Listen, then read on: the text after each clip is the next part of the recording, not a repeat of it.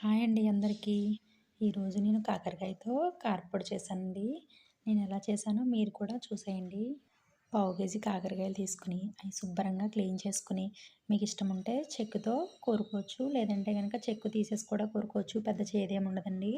కోరేసి కొంచెం దాంట్లో సాల్ట్ వేసుకుని పక్కకు పెట్టేసుకోవాలి. దాంట్లో వాటర్ అంతా దిగుతుంది. ఈ లోపల ఒక మూకుడు పెట్టేసుకుని పొయ్యి మీద దాంట్లో 2 స్పూన్లు ఆయిల్ వేసుకుని 2 స్పూన్లు శనగపప్పు, 2 స్పూన్లు మినపప్పు, 2 స్పూన్లు ధనియాలు వేసుకుని దోరగా వేయించుకోవాలండి.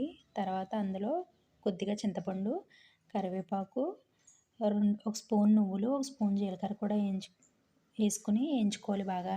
కారానికి సరిపడా ఎండుమిర్చి కూడా వేయించుకోవాలండి. నేను వేరే దాంట్లో వేయించుకున్నాను, దీంట్లో అప్పుడు వేయలేదు.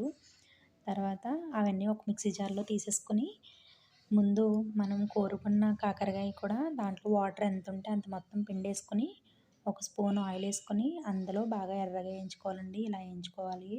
ఎంత బాగా వేగితే అంత నిలవ ఉంటుంది ఇది.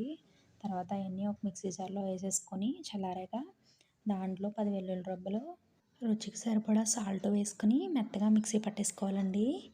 ఇది వేడి వేడి అన్నంలో గానుగ నూనె కానీ నెయ్యి కానీ వేసుకు తింటే చాలా బాగుంటుంది.